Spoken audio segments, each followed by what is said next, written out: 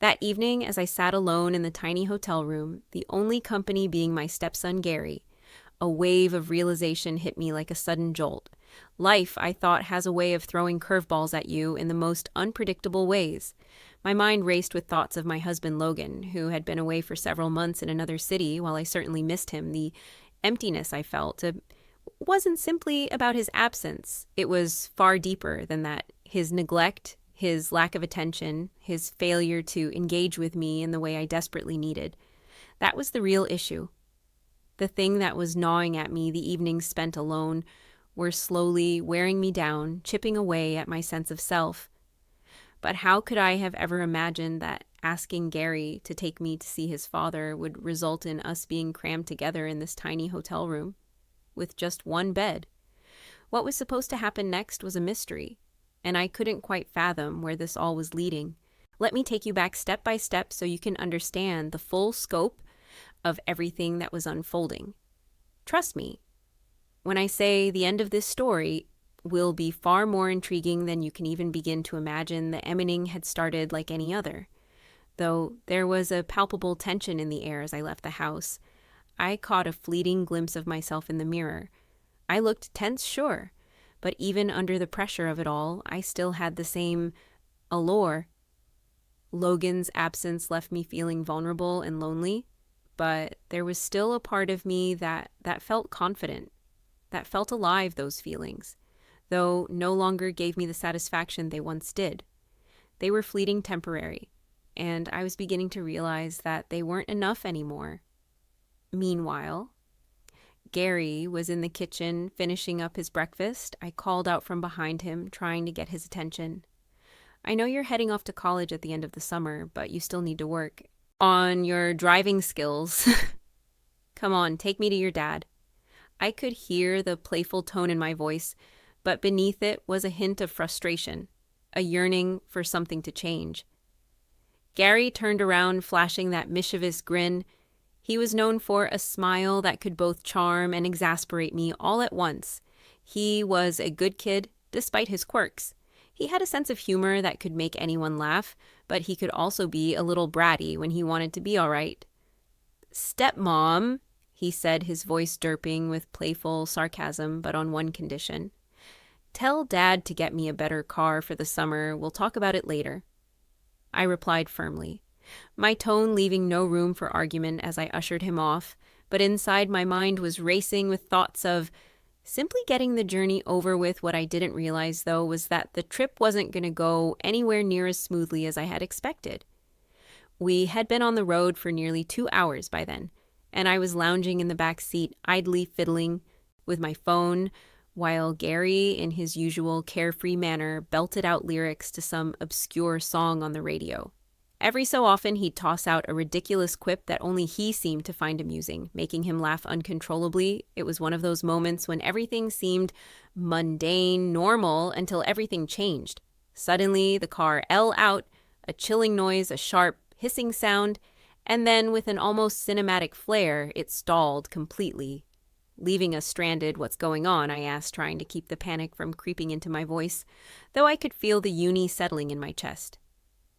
"I think the car broke down," Gary muttered under his breath. His tone, a mix of frustration and disbelief as he steered the vehicle over to the side of the road. His face, usually full of humor, was now contorted with irritation.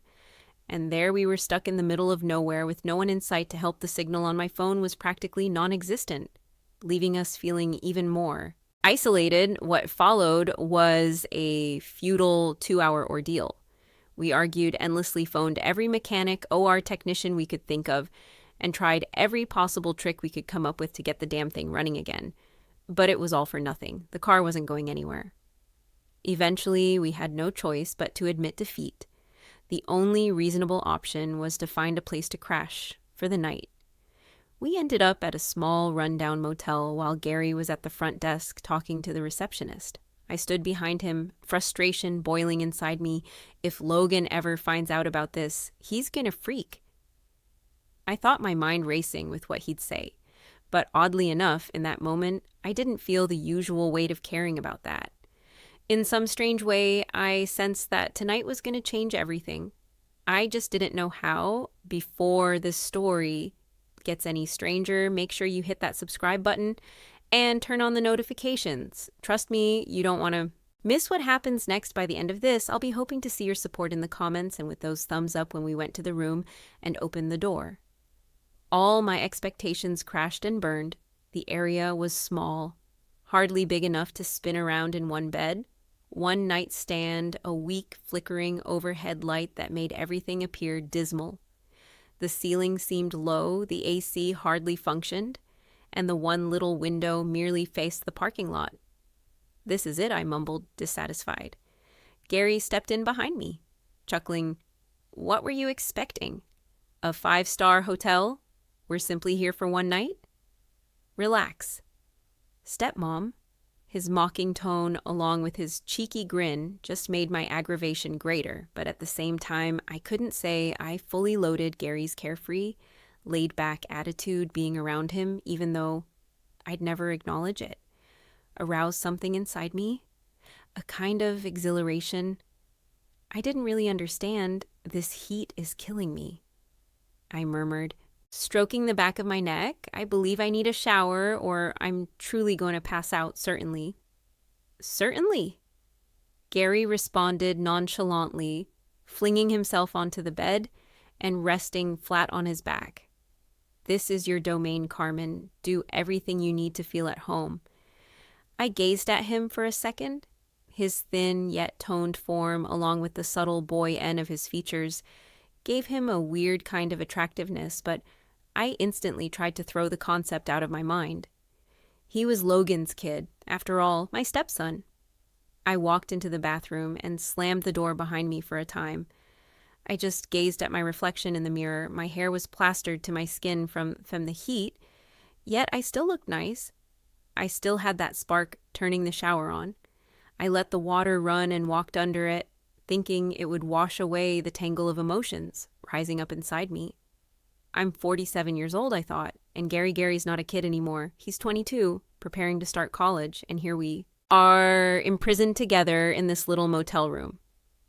For a few days, the concept both troubled and aroused me in a way I couldn't quite define. Logan popped into my head. "Logan, I wanted to surprise you. I wanted to come visit you, to be with you, but now I'm here imprisoned in this hotel room with your son, and I don't know how to feel about it." The steam from the shower filled the small bathroom, the heat calming my body, even as my mind raced. Gary's grin, his easygoing personality, it was kindling something unexpected inside me. Stamping under the stream of water, I couldn't tell what this spark may turn into. But I felt something was happening later. I decided to walk downstairs for supper and clear my thoughts a bit. I threw on a simple flowing outfit. It was ideal for the heat, but it also made me feel a bit more at ease, like I was trying to shake off this odd tightness. The hotel restaurant was modest but homey, suited for a setting. This tiny, I ordered a light lunch and a glass of wine, believing it would help me relax. The sun had fallen and the streetlights outside the motel were twinkling. Softly sitting there, I couldn't stop my thoughts from going back to the room upstairs. I wonder what Gary's up to right now. I wondered someone as restless and full of energy as him surely wasn't having much fun being imprisoned up in a tight room. But nevertheless, that casual attitude of his, so effortless, so carefree, was driving me mad in a way I couldn't quite describe. When my wine was gone, I gave my dish a final glance and made my way upstairs, taking deliberate steps. When I approached the room, everything was extremely calm. I opened the door, and the image that confronted me left me briefly breathless. Gary had taken a shower and was resting on the bed in just a robe, utterly knocked out. His half-open robe displayed most of his slender, athletic figure. His moist hair fell over his forehead, and there was a small grin on his lips, like he was dreaming. My heart started pumping. It was the last thing I anticipated to walk into. For a second, I hesitated beside the entrance, unsure of what to do inside me. There was this odd combination of feelings. I felt uncomfortable, but I couldn't take my eyes off him. "Carmen, What the heck are you doing? I reprimanded myself mentally, but my eyes deceived me. Drawn to the section of his robe that had slid apart, what I saw aroused something warm inside me.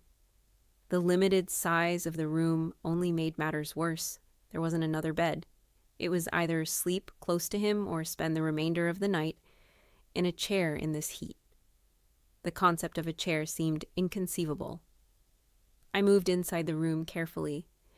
Gary, steady, regular breathing filled the area. I took a long breath, attempting to focus, but the pandemonium inside me made it difficult to think clearly. I had to get myself together. Okay, Carmen. I mumbled to myself, it's only one night, nothing more this. Doesn't imply anything I intended to surprise Logan, and now I'm stuck here. Be sensible, keep it together. I took a few steps nearer the bed and stared at Gary. The innocent smile on his face just made my already confused thoughts even more difficult. I sat down on the side of the bed, wondering how I was going to make it through the night. In the middle of the night, a faint sound woke me up. I barely opened my eyes, just enough to search the room. I observed Gary shifting on the bed.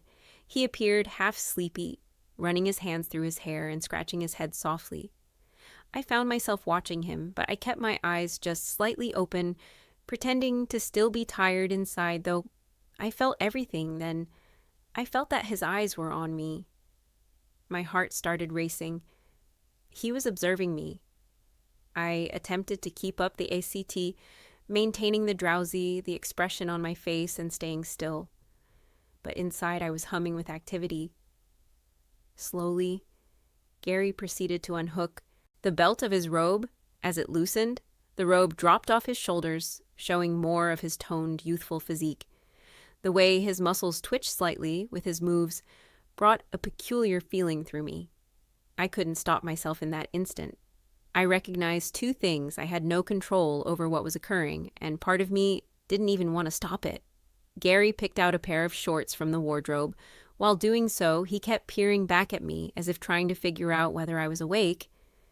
His glances got me even more eager. I was trying hard not to give anything away, but at the same time, I allowed the moment to entirely take over me after putting on his shorts. He didn't come back to bed. Instead, he sat on the chair in the corner of the room and just started observing me. Being observed so carefully was both unnerving and sparked something unexplainable deep inside me. I kept my eyes shut, pretending to sleep, but how long could I truly keep up this act? Finally, I couldn't take it anymore and sat up when my eyes met Gary's. I made sure my voice didn't waver as I said, without disguising how I felt, "You're making me so thrilled." Gary, I could feel the words hang in the air at that moment. I realized nothing would ever be the same again. Gary's eyes fluttered for a second. Then he took a big breath and seemed to talk. "I don't know, Carmen." He answered, his voice low but steady. "We've been residing under the same roof for a time now, ever since my dad's been away. The more time we spend together, the more I feel for you. You might not know it, but sometimes I can't conceal the adoration I have for you. Right now, this feels like some kind of dream." His remarks caught me off guard, but they also sparked something inside me. Gary wasn't looking away. His eyes held mine with a type of honesty and intensity that had me absolutely enthralled. "I need to get up early to get the vehicle fixed," he went on, though. His voice sounded like he was trying to convince himself, but his eyes didn't waver, not even a little. "But right now, I just can't take my eyes off you. Carmen, I've never felt this way before." My heart was racing in that moment. I stepped to the edge of the bed and sat down on the chair square in front of him, my eyes fixed onto his. The energy between us was so tremendous, it didn't need words. We sat there in quiet for a bit before I puckered my lips slightly and set my eyes on him. "Gary," I answered softly, my voice holding both curiosity and a challenge. "Are we talking about the same thing?" Gary's stare intensified, like he wanted to live this moment via feelings rather than words. He didn't reply, but the expression in his eyes told it all. That's when I understood there was no turning back for us. As I peered into his eyes, a burst of boldness and overpowering need welled up inside me.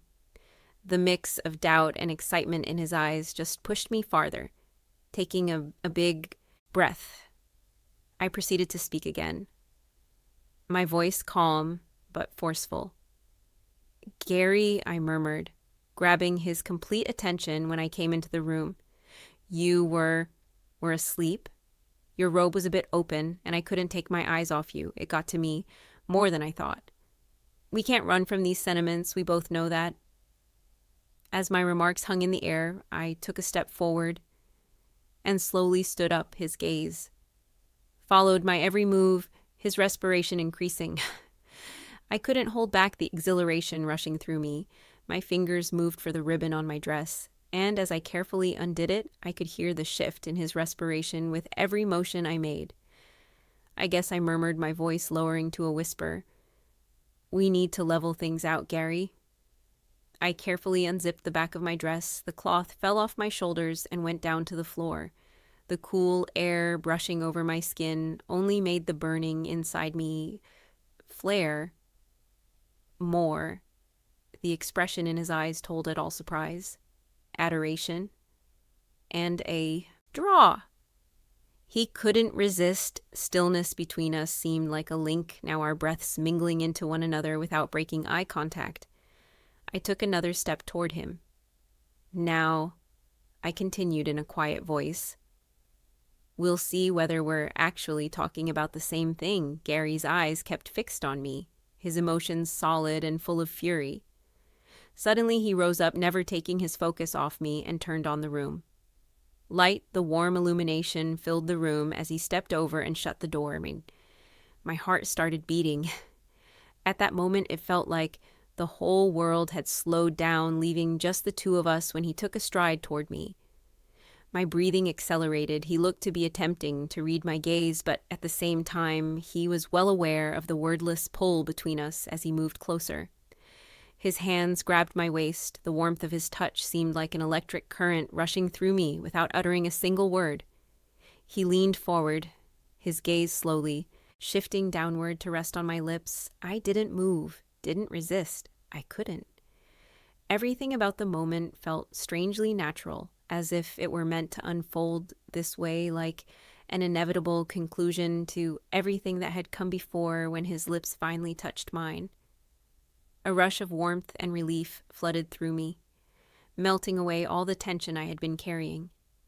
His kiss was soft, tentative, yet undeniably intense, as though he was exploring not just my lips, but the depths of the emotions we had yet to name.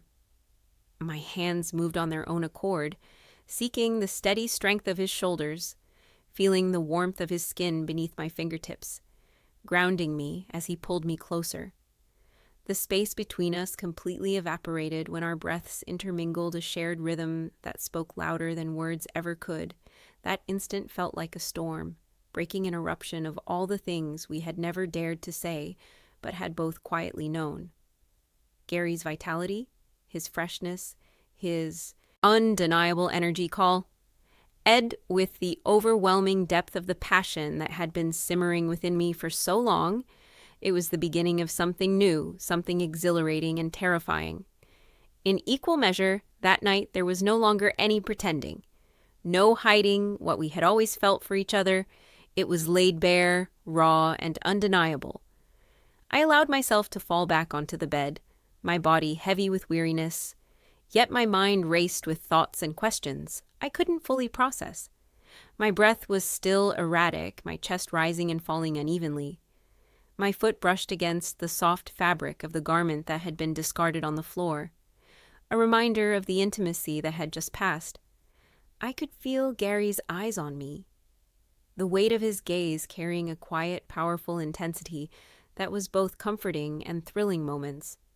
Later, he leaned down and gently retrieved the garment, his fingertips grazing over the spot where my foot had briefly touched even that. Simple, seemingly insignificant actions sent a spark of heat through me, a reminder of the electricity between us. He paused for a moment, holding the fabric in his hand, And for just an instant, I saw a flicker of hesitation cross his face, something vulnerable, something human. But it was gone in a heartbeat, replaced by an expression of determination. Without a word, he tossed the garment aside, and his hand moved to the edge of the bed. With slow, deliberate movements, he crawled toward me, each action purposeful, as though every inch closer to me was a decision he made with both careful intention and undeniable longing. His face reflected a mixture of anticipation and hunger, the silent promise of what was to come, written in the intensity of his gaze as I lay on the opposite side of the bed. A palpable awareness of Gary's presence surrounded me. His nearness was so tangible that it seemed to stir something deep within me. My heart raised, and I felt my breath quicken as though my body was responding instinctively to the electric charge between us. When I saw him lean toward me, I could feel the narrowing of the space between us, the distance evaporating almost entirely in that moment. I knew we were on the edge of something, a precipice where everything could shift. The tension was unbearable, and there was no turning back now. What surged inside me was overwhelming, a complex mix of emotions.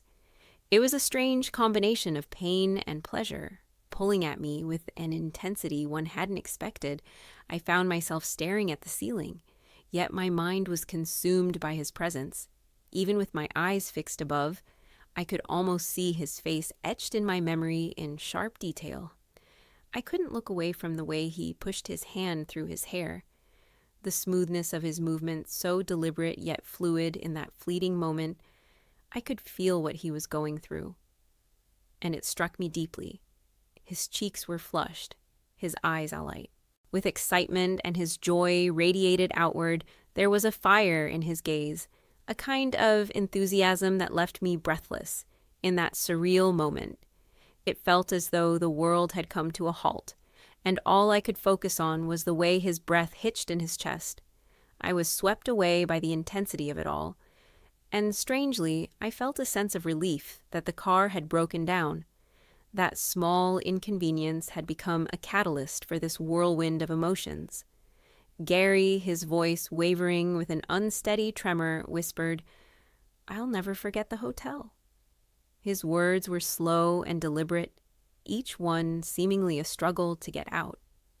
Weighed down by the emotion in his voice, his gaze locked onto mine, unyielding, while his hands betrayed him with the slightest tremor. His body was stiff, his muscles taut with anticipation, as if each action were an attempt to capture this fleeting moment and make it last. "I absolutely don't want my father to sell the car anymore," he added, his voice barely audible but filled with sincerity. After speaking, he let himself collapse onto the bed beside me, closing his eyes without a single word. More, the silence was filled only by the sound of our breathing, his slow and labored, as he waited for his pulse to come. I too felt the weight of exhaustion in my bones, too tired to even speak, as my legs twitched and shuddered in the aftershock of the night. I could hardly comprehend how I had drifted off to sleep. My body overwhelmed by the intensity of everything. When morning arrived, Gary was there, the car fixed ready to go. He informed me that we needed to pick up Logan and head to the city for his trip. Despite the whirlwind of emotions from the night before, there was a strange mix of sadness and confusion swirling inside me. But even in the midst of this turmoil, there was an undeniable excitement, a buzzing anticipation that hummed through my veins as I glanced at Gary. I couldn't help but notice how every part of him affected me. His gaze, his movements, the way he carried himself. Everything about him had an undeniable pull. It was all so intricate, so layered. Yet, I couldn't shake the feeling that I was on the verge of something, monumental. The questions that flooded my mind only heightened my sense of exhilaration, and I couldn't quite grasp what was real and what was simply the effect he had on me. But one thing was crystal clear. This journey, this moment would be the turning point. It would change everything. If you've read this far, I know this story has piqued your curiosity. Don't let it end here. Hit the follow button, turn on notifications, and share your thoughts in the comments. I can't wait to hear what you think. Music.